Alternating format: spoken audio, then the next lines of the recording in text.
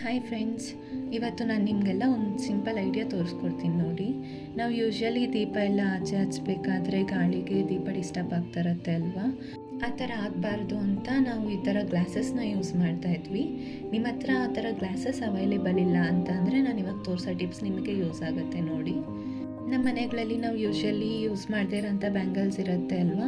ಆ ಥರ ಬ್ಯಾಂಗಲ್ಸ್ ಎಲ್ಲ ತಗೊಂಡು ಎಲ್ಲ ಸೇಮ್ ಸೈಜ್ ಇರೋ ಥರ ನೋಡ್ಕೊಳ್ಳಿ. ಎಲ್ಲ ಒಂದೇ ಸೈಜ್ ಇರಬೇಕು.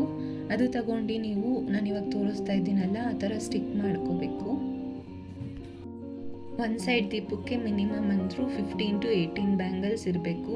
ಅವಾಗಷ್ಟೇ ದೀಪ ಡಿಸ್ಟರ್ಬ್ ಆಗ್ದಿರ ಇರುತ್ತೆ.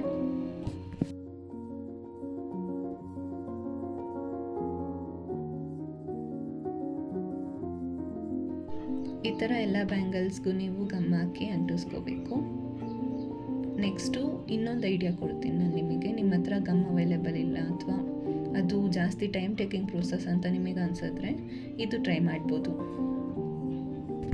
ಎಲ್ಲ ಬ್ಯಾಂಗಲ್ಸು ಈ ಥರ ಒಟ್ಟಿಗೆ ಇಟ್ಕೊಂಡು ಗಮ್ ಟೇಪ್ ಹಾಕೋಬೇಕು.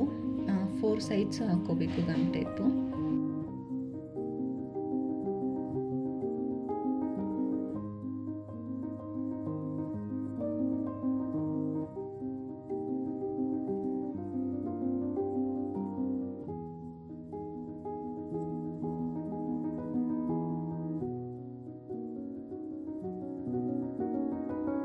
ನೋಡಿದ್ರಲ್ಲ ಫ್ರೆಂಡ್ಸ್, ಈ ಟಿಪ್ಸ್ ಫಾಲೋ ಮಾಡಿ, ತುಂಬ ಯೂಸ್ ಆಗುತ್ತೆ.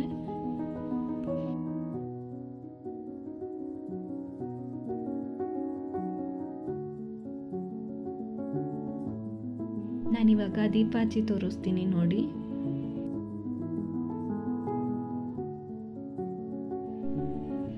ನೋಡಿ ಕತ್ಲಲ್ಲಿ ಎಷ್ಟು ಚೆನ್ನಾಗಿ ಕಾಣ್ತಿದೆ ಅದು.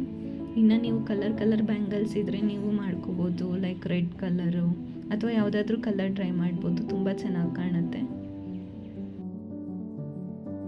ಹೇಗಿತ್ತು ಫ್ರೆಂಡ್ಸ್? ಕಮೆಂಟ್ನಲ್ಲಿ ಹೇಳಿ ಇಷ್ಟ ಆಯಿತಾ ಅಂತ. ಇಷ್ಟ ಆದರೆ ಲೈಕ್ ಮಾಡಿ, ಶೇರ್ ಮಾಡಿ, ಸಬ್ಸ್ಕ್ರೈಬ್ ಮಾಡ್ಕೋಬೇಕು ಮರಿಬೇಡಿ.